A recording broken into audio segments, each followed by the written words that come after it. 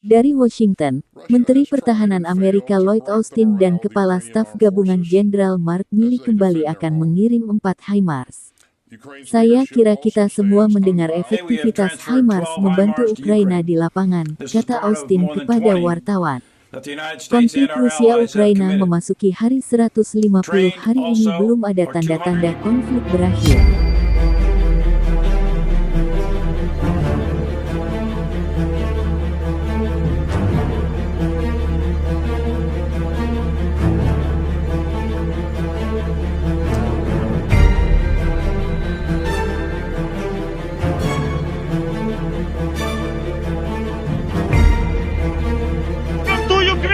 America!